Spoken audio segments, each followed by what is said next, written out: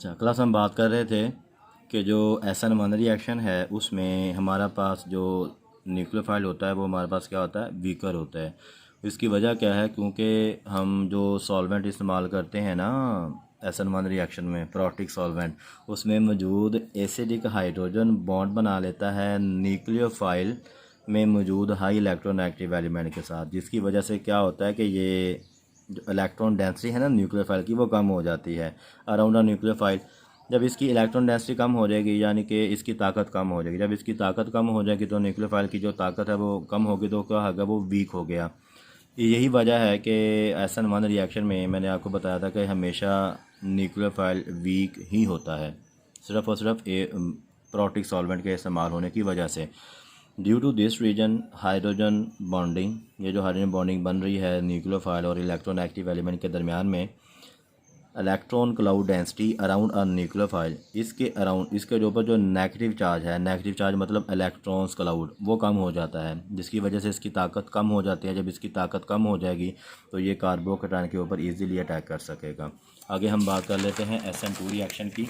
SN2 reaction इसके बिल्कुल opposite है। SN2 रिएक्शन में हम इस्तेमाल करते हैं एप्रोटिक सॉल्वेंट, और इसमें जो न्यूक्लियोफाइल होता है वो ज़्यादा ताकतवर होता है as compare to SN1 reaction. उसकी वजह क्या है, क्योंकि एप्रोटिक सॉल्वेंट में हमारे पास कोई एसिडिक हाइड्रोजन नहीं होता। जब एसिडिक हाइड्रोजन नहीं होगा तो वो ज़ाहिर बात है कि इस स्ट्रॉन्गर न्यूक्लियोफाइल के साथ बॉन्ड नहीं बना पाएगा। जब इस न्यूक्लियोफाइल और इस एप्रोटिक सॉल्वेंट के दरमियान में इंटरमॉलिक्यूलर हाइड्रोजन बॉन्डिंग नहीं बनेगी तो न्यूक्लियोफाइल की ताकत क्या होगी, स्ट्रॉन्ग हो जाएगी। न्यूक्लियोफाइल हमारा ताकतवर का ताकतवर रहेगा। आगे इसको समझने के लिए थोड़ी सी एग्जांपल है। हमने लास्ट टाइम रिएक्शन डिस्कस किया था, रिप्लेसमेंट रिएक्शन, अल्काइल हैलाइड में ही हमने शुरू में किया था। स्पेशली हम ये इस्तेमाल करते हैं अल्काइल आयोडाइड को तैयार करने के लिए। अब इस रिएक्शन को फाइंड करना है कि ये वाला रिएक्शन SN1 की मदद से हो रहा है या SN2 की मदद से हो रहा है। उसमें सबसे पहले आपने क्या देखना होता है, कैटालिस्ट देखना होता है या कंडीशन देखनी होती है। अब यहाँ पे देखिए कंडीशन कौन सी है, एसीटोन। एसीटोन का फार्मूला क्या होता है, हमारे पास ये एसीटोन का फार्मूला है। अब इसमें देखें ये जो हाइड्रोजन मौजूद हैं ये सारे के सारे किसके साथ अटैच हैं, कार्बन के साथ, और कार्बन हमारा इतना ज़्यादा इलेक्ट्रोनेगेटिव एलिमेंट नहीं है, जिसकी वजह से क्या होगा, ये वाला सॉल्वेंट हमारा क्या हो गया, एप्रोटिक हो गया। ये सॉल्वेंट हमारा क्या हो गया, एप्रोटिक सॉल्वेंट हो गया। और इसमें ये देखें ये वाला जो न्यूक्लियोफाइल है NaI, अब जाहिर बात है ये वाला नेगेटिव, ये वाला पॉजिटिव, यहाँ ये वाला पॉजिटिव तो ये वाला नेगेटिव होगा। अब ये मिलेगा NaX और ये वाला R और ये वाला I मिलकर क्या बना, अल्काइल आयोडाइड बना, और ये NaX बना। अब इसमें ये देखें कि अगर आपको याद हो, मैंने आपको बताया था कि न्यूक्लियोफिलिसिटी ऑर्डर हमारा क्या होता है, nucleophilicity inversely proportional to electronegativity. जितनी भी आपकी इलेक्ट्रोनेगेटिविटी कम होगी उतना ही वो अच्छा न्यूक्लियोफाइल होगा। उसकी वजह क्या है, क्योंकि जब इलेक्ट्रोनेगेटिविटी किसी भी एटम की कम होगी उसमें जो बॉन्ड डिस्टेंस है वो बढ़ जाएगा, वो अपने इलेक्ट्रॉन इजीली डोनेट कर सकेगा। लेकिन इलेक्ट्रॉन एक्टिविटी जिसकी ज़्यादा होगी उसमें इलेक्ट्रॉन आपस में पास ज़्यादा होंगे। जितने इलेक्ट्रॉन पास ज़्यादा होंगे और जितने इलेक्ट्रॉन न्यूक्लियस के करीब ज़्यादा होंगे उतनी शेयरिंग वो कम करेगा। अब आयोडाइड में देखें सबसे पहले क्या आता है, फ्लोरीन, क्लोरीन, ब्रोमीन और ये आयोडीन। अब top to bottom electron activity क्या करती है, डिक्रीज़ करती है। जब इलेक्ट्रॉन एक्टिविटी डिक्रीज़ करेगी तो मतलब आयोडीन की इलेक्ट्रॉन एक्टिविटी सबसे कम है तो इसकी न्यूक्लियोफिलिसिटी क्या हो जाएगी, सबसे बढ़ जाएगी। अब इसमें दो कंडीशन देखें, सॉल्वेंट हमारा कौन सा, एप्रोटिक, और न्यूक्लियोफाइल हमारा स्ट्रॉन्ग। तो ये कंडीशन किसके लिए थी, SN2 रिएक्शन के लिए थी। तो ये वाला हमारा जो रिएक्शन हुआ है ये किसकी मदद से हुआ, SN2 की मदद से हुआ है। ये था हमारा फैक्टर नंबर 3। अगला हमारा जो फैक्टर है नेचर ऑफ लिविंग ग्रुप, ये हमारा लास्ट फैक्टर है। इसके बाद हम ये डिस्कस करेंगे एलिमिनेशन रिएक्शंस। अब लिविंग ग्रुप में आप ये डिफ्रेंशिएट नहीं कर सकते कि ये SN1 रिएक्शन है या SN2 रिएक्शन है। लिविंग ग्रुप कभी भी ये डिसाइड नहीं करता था, कभी भी ये नहीं बता सकता आपको क्योंकि ये SN1 रिएक्शन है या SN2 रिएक्शन है। उसकी वजह क्या है, क्योंकि लिविंग ग्रुप आपका जो है वो पार्टिसिपेट करता है किसमें, रेट डिटर्मिनिंग स्टेप में पार्टिसिपेट करता है। अगर आपको मैं थोड़ी सी एग्जांपल यहाँ पे बताऊँ, SN1 के केस में RX सबसे पहले क्या होगा, ये लिविंग ग्रुप यहाँ से निकल जाएगा, X नेगेटिव। फिर दूसरे स्टेप के अंदर इसके ऊपर न्यूक्लियोफाइल अटैक करेगा तो क्या बनेगा, RNU बनेगा। और SN2 में देखें ये वाला जो आपका R है, एक साइड से न्यूक्लियोफाइल अटैक कर रहा होगा और दूसरी साइड से ये वाला X निकल रहा होगा। अब ये भी क्या था, रेट डिटर्मिनिंग स्टेप था, और ये भी क्या था, रेट डिटर्मिनिंग स्टेप था। अब इन दोनों स्टेप के अंदर ये भी RDS है और ये भी RDS है, इसमें भी X इन्वॉल्व है, इसमें भी X इन्वॉल्व है, लिविंग ग्रुप है ना। तो लिविंग ग्रुप की बेस के ऊपर हम ये डिसाइड नहीं कर सकते कौन सा रिएक्शन SN1 है, कौन सा रिएक्शन SN2 है।